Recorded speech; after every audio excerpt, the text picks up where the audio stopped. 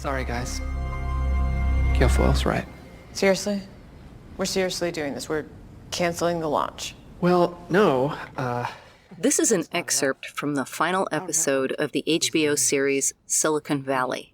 If you haven't seen the show, it's a hilarious dark comedy about a ragtag group of developers and their struggles to grow a startup company called Pied Piper.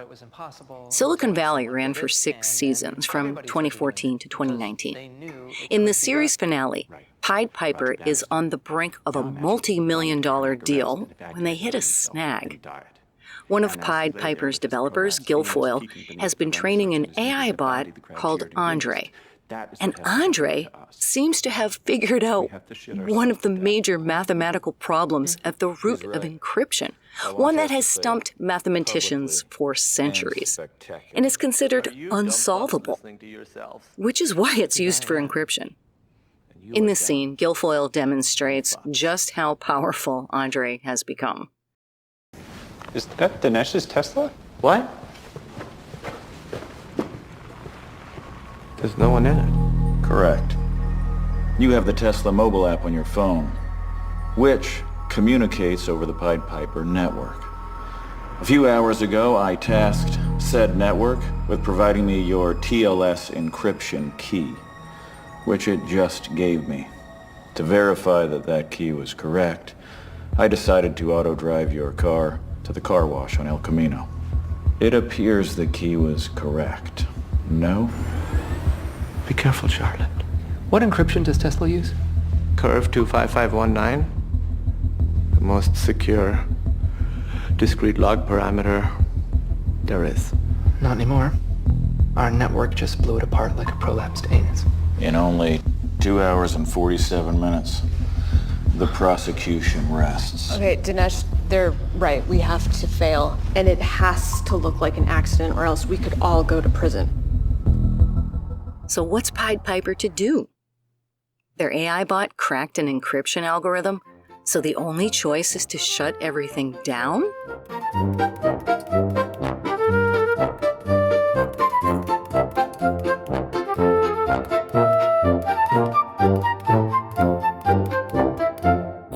While I loved the Silicon Valley series, this episode always bugged me a little for a few reasons.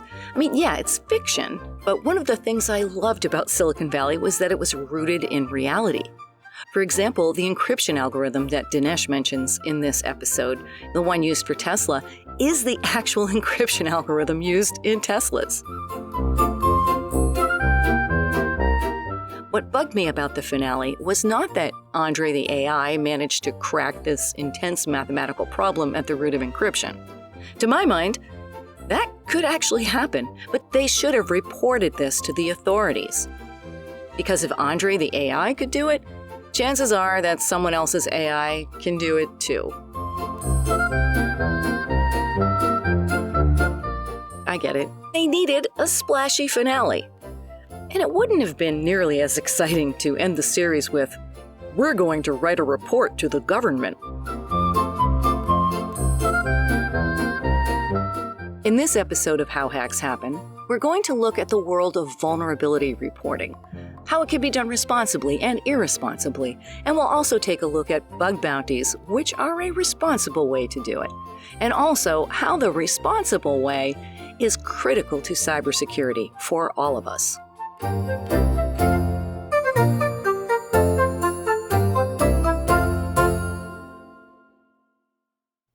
In cybersecurity, hackers are divided into 3 categories: white hat, black hat, and gray hat.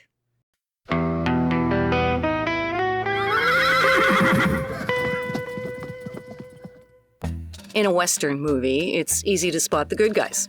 They're all wearing white hats, right? And the same for the bad guys, they're all wearing black hats. But in cybersecurity, we have gray hats. Gray hat hackers break into systems, but they do it so they can report on vulnerabilities. But where do they report them to? You might think, well, they report them to the company where they found the bug and the company will fix it.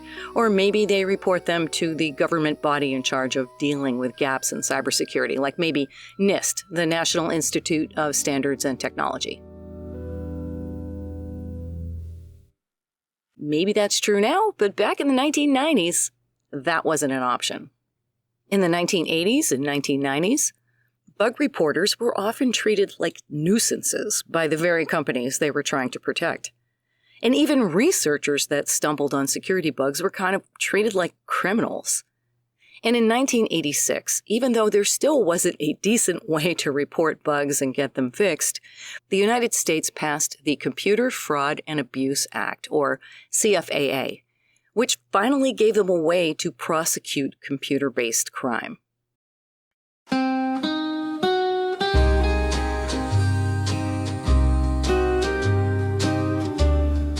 In 1988, a graduate student at Cornell University unknowingly unleashed the first computer worm on the internet. Robert Tappan Morris wrote a little program that would wend its way around the internet and count how many computers were connected. It was a research project, but Morris, who was a little bit of a prankster, took advantage of vulnerabilities in the Unix sendmail system and also some memory overflow issues that were happening that caused garbage characters to flow into memory and cripple computer systems, all in the service of spreading his little program.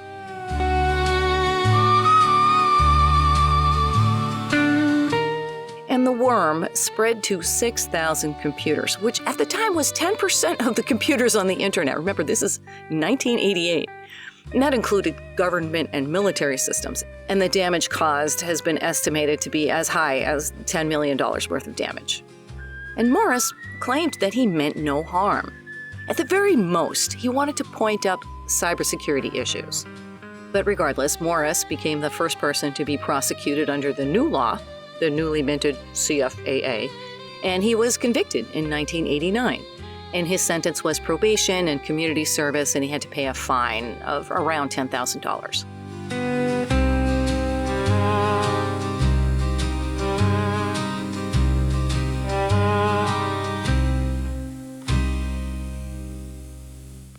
So yeah, Morris did unleash this worm, what is now known as the Morris worm, in 1988. But the cybersecurity community was appalled at the outcome. There's no great way to report and track bugs and get them fixed, but there's a way to prosecute people for finding them and pulling a prank to exploit them? What the heck is that? This unbalanced situation lit a proverbial fire under the butts of cybersecurity researchers, and they sprung into action.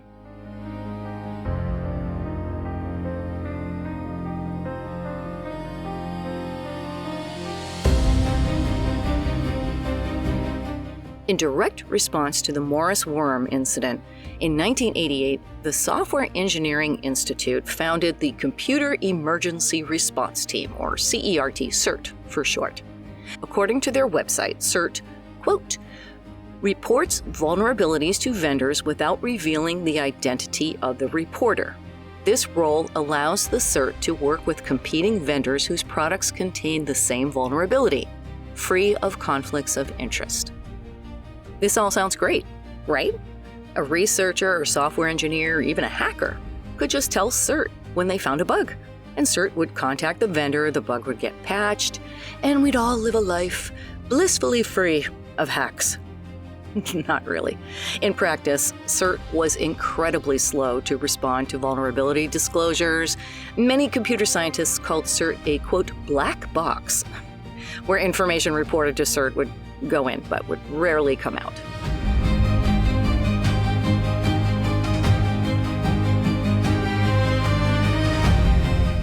This frustration gave way to the creation of a bunch of open access email lists to fill in the gap. For example, in 1993, software engineer Scott Chasen started the Bug Track email list, where researchers and hackers could post flaws and vendors could get direct access to these bug reports. Now keep in mind, at this time, the start of 1990, most companies didn't have a cybersecurity division. Most bugs were found by researchers in academic or military communities, or these rogue researchers and sometimes hackers. They could be somewhat anonymous on an email list, which was sometimes necessary. While white hat and gray hat hackers were still happy to plug away and find these vulnerabilities and report them, the rest of the world was still catching up to the fact that there were actually white and gray hat hackers. They weren't all bad.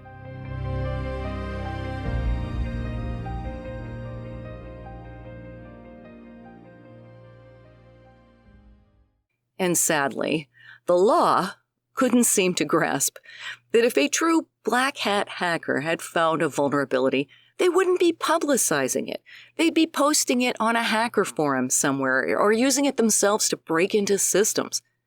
So if a vulnerability was found and posted publicly on an email list, or if an engineer made a tool for finding vulnerabilities and put it out to the world, that engineer was a white or gray hat, not a black hat. But this simple piece of logic was still confounding to the law and even businesses in the 1990s.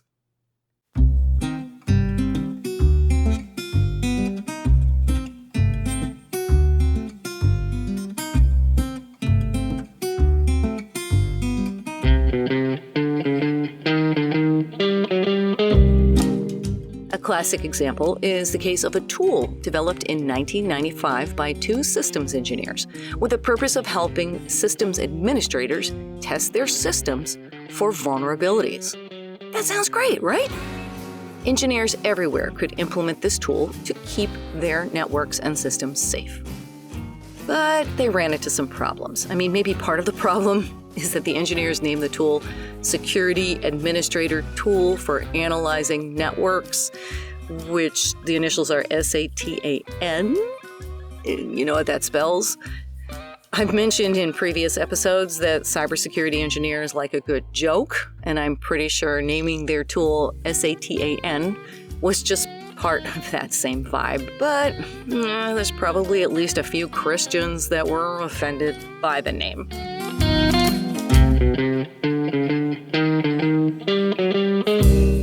Anyway, SATAN was developed as an assistant to network engineers, as a white hat thing. It was supposed to help prevent hacks. But the employer of one of the developers, Dan Farmer, did not take the same view, and they fired him because he made a tool that, quote, helped hackers. Now, this is typical of the viewpoint held by companies well into the 1990s, that a tool that spots security vulnerabilities should be developed only in secret, because black hat hackers might use it. Well, what do you think the black hats are doing anyway? They're developing tools like this to break into systems, and they're sharing them around with other black hats. And if the black hats have all the tools and security pros don't have any, what do you think is going to happen?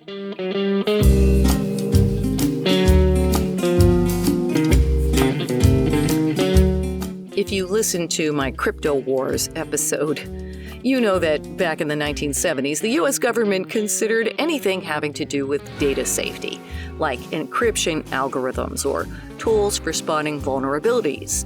Those should be kept under lock and key. The NSA should have control over all that. And they should not be shown or explained at conferences where foreigners could get their hands on it. Now, history has proven the opposite to be true.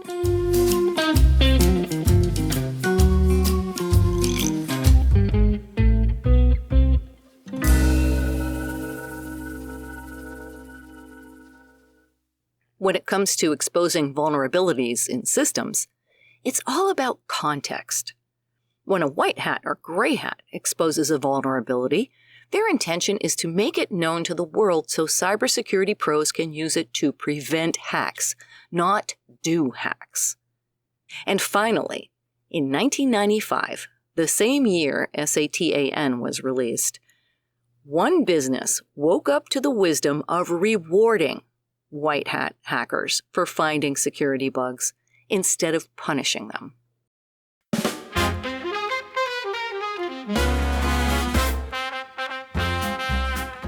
Netscape, a browser that was very popular back in the 1990s, offered the first widespread bug bounty in 1995.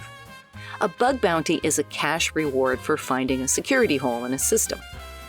Netscape had noticed that a bunch of their users were already reporting security holes on their forums, so they made it official by offering them cash. Netscape had a history of being at the forefront of security on the internet, and this introduction of the bug bounty was just another way they proved that. In fact, Netscape was the one who coined the term bug bounty. To win a reward in a bug bounty contest, the bug has to meet certain criteria. Like it needs to be high stakes. Like, if you find a typo on a website's about page, that's not even going to get you 50 cents. But figuring out how to bypass their login and grab all the customer data, now that would be a juicy one. At that time, potentially worth up to $1,000. And it's first come, first served. You have to be the first one to report a bug to get the reward.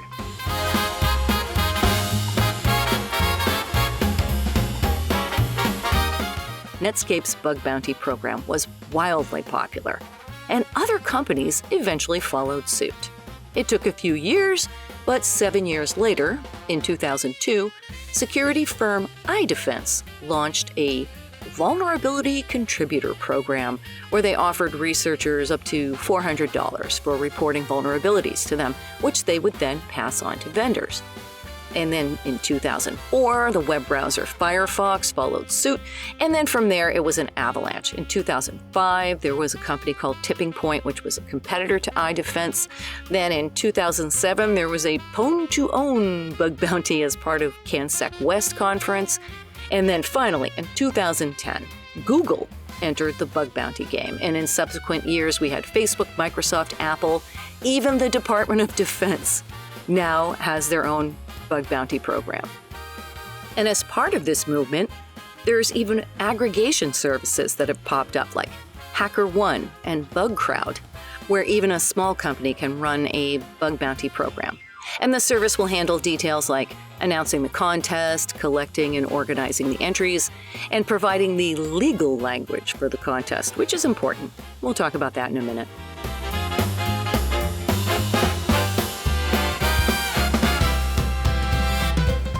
And over the years, the rewards increased too.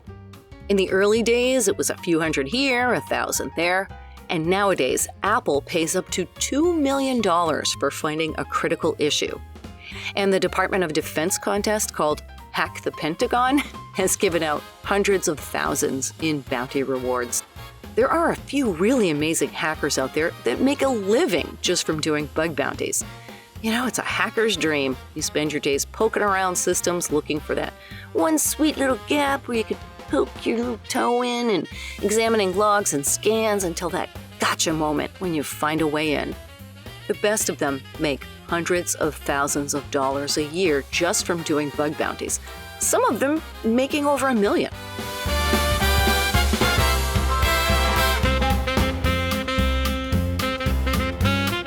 While offering a bug bounty might seem like a crazy idea, handing out prizes for finding vulnerabilities, it actually makes a lot of sense financially. A company could hire a cybersecurity firm to try and find all the holes, but that generally costs hundreds of thousands of dollars, if not millions or more, and they might not find all the holes. So instead, the company hands out a few thousand or 100,000 here and there, and they save money in the process while making their systems even safer. The Department of Defense itself spends billions per year on cybersecurity, and they found that their Hack the Pentagon series has saved them a ton of taxpayer dollars while helping to keep sensitive government information more secure.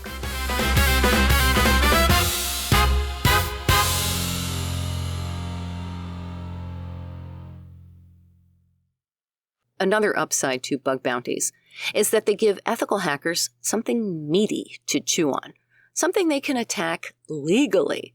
Because most of the time, you can't just go trying to hack into Facebook or Apple or the Department of Defense, not without the possibility of serious consequences. And most of them just don't want to risk the hassle. Even trying to hack into a system can be prosecuted, even if you don't do any harm once you get in, or even if you don't get in at all but just tried, and you did it just to prove a point. It could still land you in legal trouble.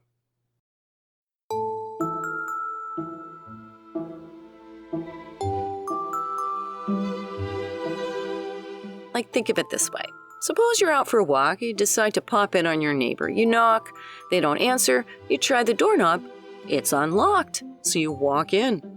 You don't damage or steal anything, you're just curious about how their new sofa looks in their living room or something. It doesn't matter if the door was unlocked. You have broken the law just by entering the home uninvited. If you got caught and your neighbor knows you, they probably wouldn't call the police, but maybe they would. And if they decided to press charges, chances are good that you won't end up serving time, but what a hassle to have to go to court, hire a lawyer, explain yourself. Just not worth it.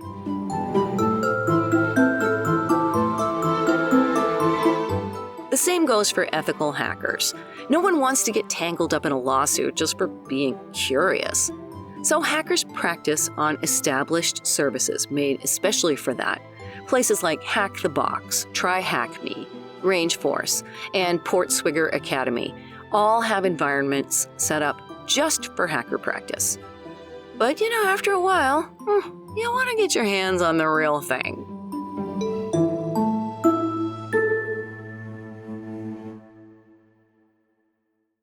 Bug bounty programs provide what's called a safe harbor for testing to protect both the hackers and the company running the bug bounty. This is where the legal stuff comes in. The safe harbor agreement says things like hackers won't steal or damage anything, they can't use social engineering on employees. At the same time, the company agrees to not prosecute the hackers for poking around in their system. It also means the bug bounty can attract hackers from all over the world, which increases the chances that meaningful bugs will be found. So that teenage budding hacker genius in Argentina, he can have a little fun poking away at the Department of Defense's website, and he can report the bugs he finds without worrying about the feds coming and raiding his village. Bug bounties can also help train the cybersecurity pros of tomorrow. They give a great real-world perspective into how hackers operate without anybody having to worry about getting carted off to jail. It's a win-win all around.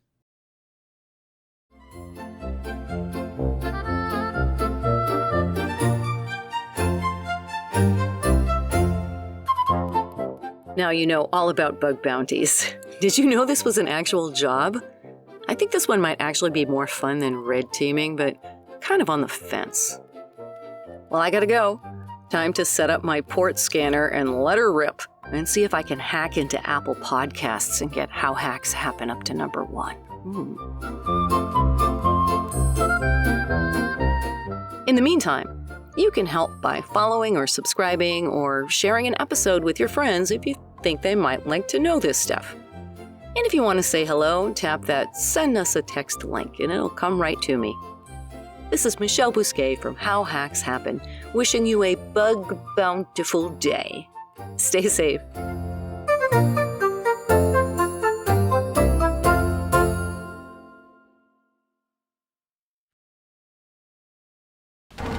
Dinesh's car is at the Wendy's drive-thru. Anybody hungry?